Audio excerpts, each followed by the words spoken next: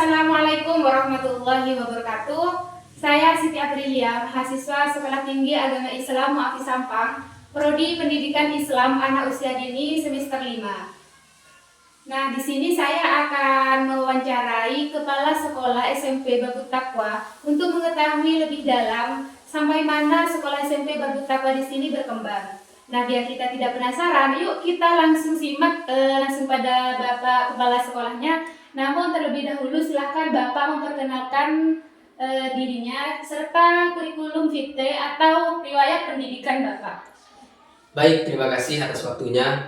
Sebelum saya menjawab beberapa pertanyaan yang akan diinterview oleh mahasiswa di samping kanan saya, alangkah baiknya saya memperkenalkan diri terlebih dahulu. Nama saya Matsaini SPD. Alamat Pau Malilao, Ketapang Sampang. Riwayat pendidikan, saya mulai dari tingkatan dasar sekolah di MI Miftahul Ulum MI Miftahul Thalibin di Ketapang Timur, karena memang asal mulanya dari Ketapang Timur. Kemudian saya melanjutkan SMP di pondok saya sendiri di Ketapang Lawo, Pondok Pesantren Nurul Jadid. Kemudian SMA-nya saya lulusan dari MA Miftahul Ulum 6. Kemudian di strata 1 atau S1 saya lulus dari STKIP PGRI Sumeneb jurusan Pendidikan Matematika, lulus tahun 2022 kemarin, masih baru, masuknya tahun 2017. Berarti masih baru? Kalau dikatakan baru ya tidak terlalu baru, namun dibanding dengan yang lain mungkin masuk dalam kategori baru, karena saya aktif atau berkarir di guru ini setelah lulus dari S1 saya. Jadi tahun 2022 lulus, sekitar tahun 2023 saya mulai mengajar. Oke, mungkin itu saja sedikit riwayat pendidikan saya serta nama lengkap saya sebagai Kepala Sekolah di SMP Babut Taqwa ini. Baik, terima kasih kepada Bapak Matsaini. Ya. Nah, di sini saya ingin bertanya, sejak kapan SMP di sini berdiri? Kalau berdirinya di sini termasuk baru. SK pertama kali turun seingat saya, karena memang di sini kan SMP di bawah naungan yayasan. Artinya saya sendiri sebagai kepala sekolah masih diangkat oleh ketua yayasan.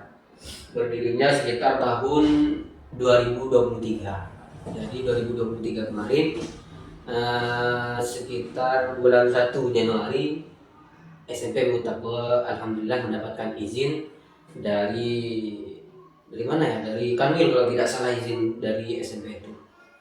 Jadi masih apa ya? Berarti masih berjalan berapa tahun, Pak? Sekarang SMP Babut Taqwa sudah ada kelas 2-nya. Jadi masih belum ada kelas 3. Berarti masih 2 tahun. Iya, 2 tahun. Ya. 2 tahun berjalan. Baik. Nah, sekarang yang ingin saya tanyakan, mungkin ada beberapa pertanyaan yang ingin saya pertanyakan kepada Bapak. Nah, di sini saya akan menanyakan apa visi dan misi Bapak sebagai Kepala Sekolah SMP di Babut Taqwa ini? Kalau ditanya tentang visi dan misi, ini bukan lebih ke visinya saya pribadi ya.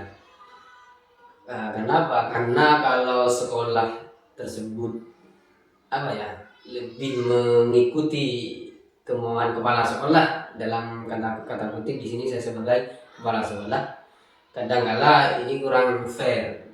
Kalau ditanya tentang apa sih tujuan atau visi dari berdirinya SMP Babut Taqwa, salah satunya yang akan saya bacakan di sini adalah visi unggul dalam prestasi, berkarakter Islami, berbasiskan imtak dan intek. Artinya dengan berdirinya SMP Babut Taqwa di Pau Palilao, Ketapang Sampang ini dengan harapan besar ingin mempunyai atau mencetak pemuda-pemudi yang tentunya pemuda-pemudi ini yang disiapkan untuk masa depan yang cerah, khususnya bangsa Indonesia ini ingin mempunyai siswa dan siswi atau anak yang unggul dalam prestasi. Generasi emas. Iya, artinya setiap saya ingin Babu Takwa ini ingin setiap siswanya unggul dalam prestasi apapun itu. Kemudian berkarakter Islami. Ini yang perlu sangat ditanamkan pada diri seorang siswa. Berkarakter Islami. Karena sering kali kita ketahui di luar sana anak-anak yang masih seumuran sekolah SMP atau SMA sulit untuk menanamkan karakter Islami pada diri anak tersebut. Maka dari itu Babu Takwa hadir, saya ingin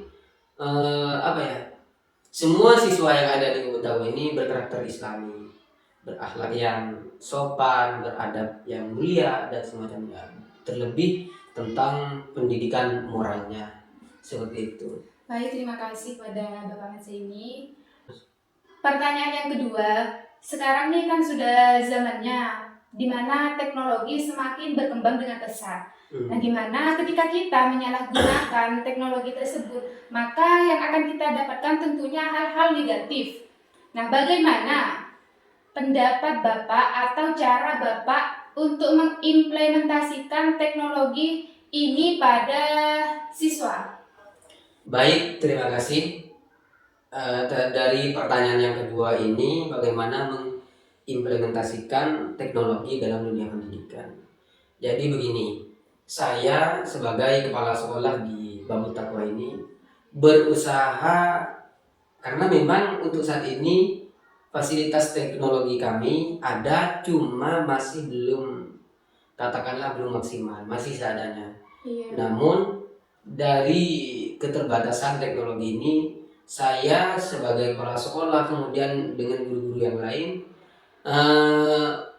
saya memerintah kepada mereka agar memanfaatkan fasilitas teknologi yang ada ini. Jadi setiap kegiatan belajar mengajar yang sekiranya memang membutuhkan yang namanya perangkat ajar teknologi termasuk proyektor, laptop, saya perintah mereka untuk melakukannya.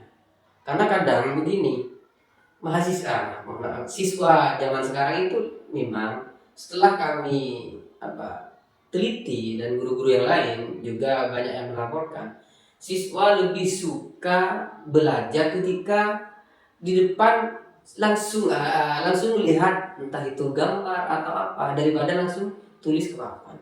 Maka dari itu misal pelajaran IPA, dimana kalau pelajaran IPA itu kan banyak, kalau dulu IPA itu kan guru mengucapkan, menerangkan, kemudian ditulis. Prakteknya gambarnya itu ditulis ke papan. Namun kalau sekarang karena memang proyektor sudah ada, kemudian ya dengan laptopnya juga, sound systemnya juga, maka guru kebanyakan menggunakan menggunakan teknologi yang namanya proyektor dan semacamnya. Kemudian begitu pula dengan pelajaran yang lain seperti matematika. Jadi kami tetap berupaya untuk memaksimalkan teknologi karena memang di zaman sekarang ini teknologi ini sangat penting. Baik, terima kasih untuk pertanyaan yang kedua terkait dengan teknologi. Memang teknologi ini adalah hal yang paling kita butuhkan di zaman sekarang karena anak-anak sekarang itu memang sudah berada di Gen Z, di mana anak-anak itu memang harus berperan penting di dalam teknologi. Namun yang menjadi sasaran penting bagaimana caranya kita seorang guru mengimplementasikan teknologi tersebut pada hal-hal positif gitu ya. Iya, ya maka itu belum saya jawab tadi, meskipun kami berusaha untuk setiap mata pelajaran itu menggunakan teknologi, kami juga membatasi mereka. Artinya karena kan di sini siswa yang sekolah itu tidak boleh bawa HP, karena yang jelas di sini sudah ada di naungan yayasan, apalagi di Sudah disediakan ya Pak? Iya, pondok pesantren. Namun tetap penjagaan dari seorang guru, mereka tetap diawasi dalam kegiatan belajar mengajar. Tidak seenaknya mereka mengakses laptop dan semacamnya itu dengan bebas. Artinya mereka tetap diawasi agar ketika kegiatan belajar mengajar mereka tidak bebas mengakses hal-hal yang memang tidak ada kaitannya dengan pembelajaran hari itu.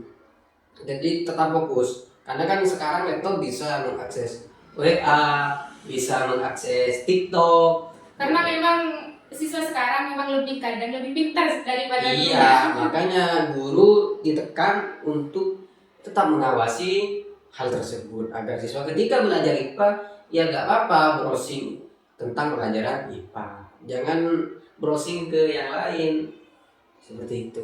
Terima kasih pada pertanyaan kedua. Pertanyaan yang ketiga, apa harapan Bapak untuk masa depan sekolah SMP Babut Taqwa ini? Harapan kami juga tentunya seragam dengan ketua yayasan yang ada di Babut Taqwa ini, karena memang begini, kalau melihat dari harapan saya akan tarik ke belakang dulu. Tujuan utama dari berdirinya SMP Babut Taqwa ini. Jadi begini, di lingkungan sekitar dulu banyak anak-anak tetangga, pemuda-pemudi yang ijazahnya atau pendidikannya itu masih mentok di SD, bahkan masih banyak yang belum punya ijazah SD, kemudian berdiri SMP. Nah, maka harapan saya nanti yang pertama dulu, semua masyarakat di sekitar ini mengenyam pendidikan di SMP dulu, kemudian sebelum lanjut ke SMA. Nah, SMA-nya saya sedang berusaha untuk mendirikan juga. Namun sekarang namun masih nindu ke sekolah yang lain, SMA. Jadi target saya semua masyarakat di sekitar Lonangkah, ini kan Lonangkah, mampu mengenyam pendidikan SMP hingga SMA. Syukur-syukur nanti bisa melanjutkan kuliah. Perguruan tinggi. Iya. Kenapa? Karena yang bisa menyelamatkan mereka cuma satu, ilmu. Ilmu bisa didapat di pendidikan, tidak bisa didapat di tempat yang lain. Makanya saya melihat pergaulan anak-anak di sekitar sangat luar biasa. Saya berupaya mendirikan SMP ini agar mereka aktif belajar, kemudian mau melanjutkan ke tingkat yang paling atas, ke SMA, apalagi nanti bisa kami suruh mereka untuk melanjutkan ke tingkat kuliah seperti itu. Jadi itulah harapan saya yang pertama. Harapan selanjutnya ya tadi berkaitan dengan visi yang ada di SMP Babut Taqwa ini, seperti itu. Baik, terima kasih kepada Bapak Mas ini karena telah meluangkan waktu untuk menjawab pertanyaan saya. Mungkin tadi adalah pertanyaan terakhir ya Bapak. Iya. Karena jawaban Bapak sangat menarik bagi saya sehingga lebih membuat saya semangat untuk menganyam ilmu di perguruan tinggi. Baik, terima kasih. Mungkin ini merupakan pertanyaan terakhir ya Bapak. Dan sebelumnya mohon maaf, sebenarnya saya tidak ingin bertanya, tapi saya penasaran. Apakah Sambian sudah mempunyai keluarga? Kalau keluarga ya alhamdulillah sudah punya anak satu, masih usia hampir 2 tahun. Berarti usia pernikahannya masih baru? Iya, tidak terlalu baru sih, sudah berjalan 3 tahun lebih. Berarti itu masih dikatakan baru Pak, karena saya dengar dari teman-teman saya seusia pernikahan di bawah 5 tahun itu masih senang-senangnya katanya, itu Iya. masih katanya. Ya alhamdulillah, kalau ditanya tentang senang, ya namanya berkeluarga pasti banyak kerikil-kerikil yang mengganggu. Namun sejauh ini alhamdulillah tidak pernah ada gangguan yang menghambat dalam keluarga kami seperti itu. Jadi saya sudah jelas, sudah beristri satu, anak satu usia hampir 2 tahun. Dan Baik, terima kasih. Saya doakan kepada Bapak Matso ini semoga keluarga Bapak menjadi keluarga yang sakinah, mawaddah, warohmah, serta selalu diridhoi oleh Allah Subhanahu wa amin amin Ta'ala. amin. Mungkin hanya itu saja dari saya, dan terima kasih kepada Bapak karena sudah menjawab semua pertanyaan dari saya. Selebihnya saya mohon maaf. Assalamualaikum warahmatullahi wabarakatuh. Baik, kali ini saya akan mewawancarai salah satu guru SMP Babut Taqwa. Dengan siapa Bapak namanya? Dengan saya namanya Ahmad Muafa. Baik. Nah, di sini saya akan melontarkan beberapa pertanyaan mungkin yang harus dijawab ya. Pertanyaan yang pertama, apa yang menjadi ketertarikan sampean untuk menjadi seorang guru, dan berapa lama sampean menjadi seorang guru? Silakan Bapak Muafa. Ya, kalau dengan saya sendiri, ketertarikan saya kenapa saya ingin menjadi guru, saya cuma berpedoman sama dalil yang khairun nas anfa'uhum linnas. Karena guru itu adalah seorang profesi yang pahlawan tanpa jasa. Baik, betul sekali ya Bapak. Dipersilahkan untuk melanjutkan. Dan selebihnya guru itu adalah sebagai cerminan kita gitu. Kita tidak akan menjadi apa-apa kalau tidak ada guru. Karena memang ilmu itu dilontarkan kita sebagai seorang guru kepada siswa. Nah, ya, intinya begitu. Ilmu memang akan didapatkan dari seorang Guru, ya. Tanpa guru tidak akan menjadi apa-apa kita gitu. Baik. Terus sudah berapa lama sampean menjabat sebagai guru? Kurang lebihnya kalau sekarang 2 tahun. Karena saya tadi menanyakan kepada kepala sekolah SMP, memang berdirinya SMP Babut Taqwa di sini memang masih 2 tahun. Berarti sampean masih baru di sini, masih 1 tahun ya Bapak? Ya, 1 tahun berjalan. Baik, terima kasih karena telah menjawab pertanyaan pertama. Nah, di sini pertanyaan yang terakhir atau yang kedua ya Bapak. Ya. Pengajaran atau metode apa yang paling efektif digunakan dalam kegiatan belajar mengajar kepada siswa? Kegiatan apa yang paling efektif? Yang paling efektif menurut saya itu dia yang diadakan antara anak-anak yang ada di dalam kelas sama yang di luar kelas. Jadi sekiranya anak-anak itu tidak bosan dalam pembelajaran setiap harinya. Jadi ada waktunya kita ada di in-room dan luar kelas. Outdoor dan indoor. Iya. Jadi memang untuk menghadapi Gen Z zaman sekarang, Ya. ini kan anak-anak zaman sekarang sudah dinamakan Gen Z Gen Z, nih. ya. Ya.